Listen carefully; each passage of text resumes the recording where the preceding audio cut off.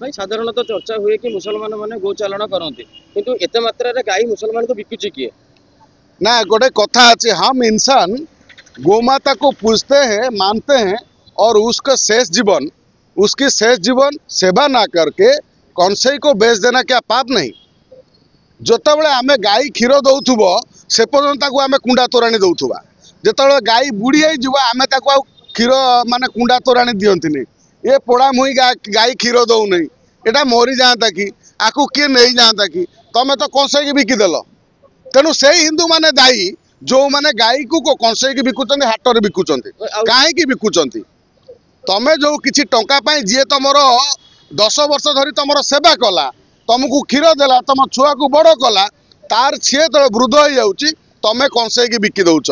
ये पुणी हिंदू, यही भली हिंदू मानक पाई गोरु कटा बर्तमान मुसलमान पठाण नहीं काटुचंती।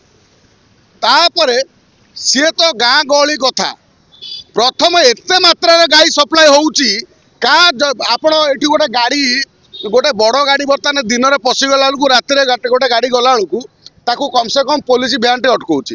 बिना पुलिस सालिस रे कौन भावुं कि गाई सप्लाई हो पार प्रशासन बिना प्रशासन सालिस रे?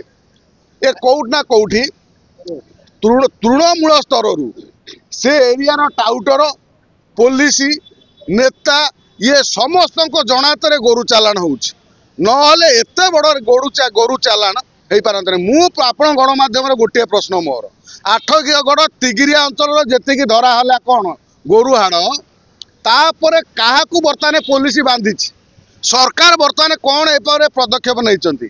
आमे कहते जे बीजेपी दल हिंदू मान को बहुत भल पाती, हिंदू मानकर बल आउ बीजेपी दल हूँ किए ना हिंदू मानकर ठिकादार। भाई ये ठिकादार फिकादार किसी नुह, कौन हो कि आपण जो कथा देइथिले सेही कथा को जदि पालन न करिवे कौन हम ना कदली गछ थरे भेंडा बाहरे फल दब, तापर कदली गछरु भेंडा बाहरला परे ता मूल कटा हब। बीजेपी परिस्थिति से हम जदि गोमाता को जो भली एठी गोमाता को न्याय न दिए, जदि राज्य रे गो हत्या बंद न हुए। मुंडर रे फिटा देहरे गेरुआ आउ जय श्री नाम नारा लगैले कोन गो हत्या बंद हो? ना ना सी नुह, से गो हत्या मुंडरे नारा लगाओ, सब जोटी जोटी लगाओ, तमें मुंडरे बांध। आमे तो बांधुना, आमे कौन हिंदुत्वर कथा कहूना? हिंदू माने आमे हिंदूर कथा कहबू। केवल ये जो रूप धरिकी रूप धरा आमे नुह, रूप धरिकी जे आमे गोटे हिंदू देखा नुह।